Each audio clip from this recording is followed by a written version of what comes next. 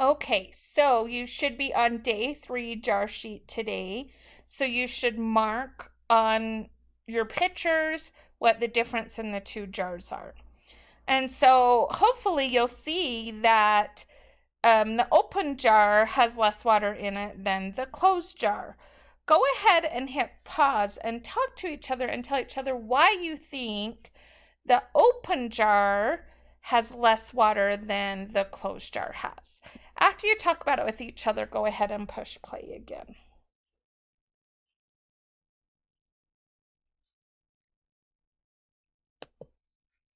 Okay, so hopefully when you talk to each other, you said because the evaporation process.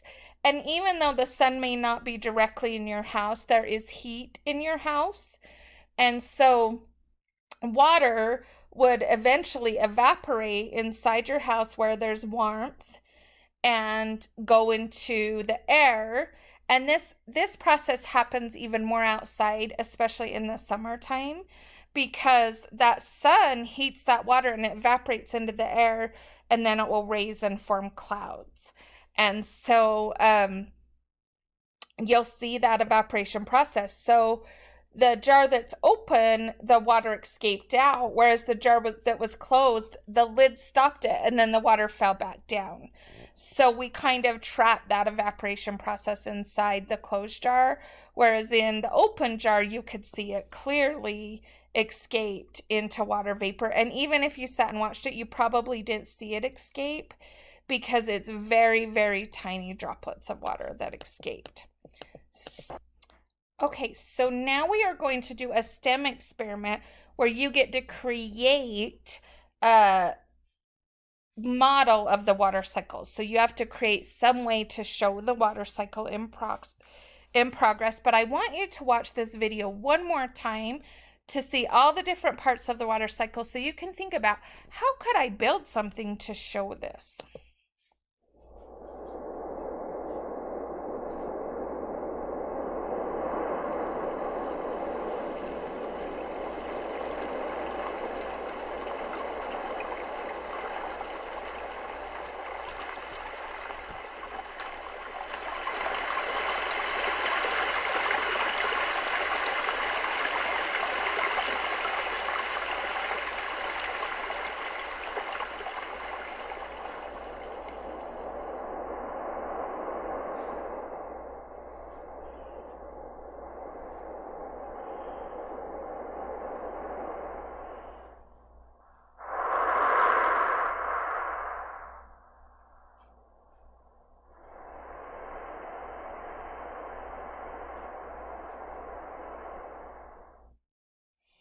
Okay, so I sent the STEM supplies home with you, not supplies, but the instructions to the STEM activity with you when I sent that first stuff home last week. So you just need to go through that and you need to just follow the directions. So you'll come up with some ideas of what you could do. It lists, you can only use the supplies that's listed. So even though you're at your house and you have access to a lot of stuff, you can only use the supplies that's listed on the instructions. You'll work together. You don't have to do this each separately. You can all work together. You're going to create a model of the water cycle using those items on that sheet. You'll think through it, you'll brainstorm, then you'll do some trials to see if it really does show the water cycle, and then you'll do some reflection on it. So that's what I want you to do for the rest of today, is I want you to create a model of the water cycle, however you guys can think to do, and I'm excited to see what you do.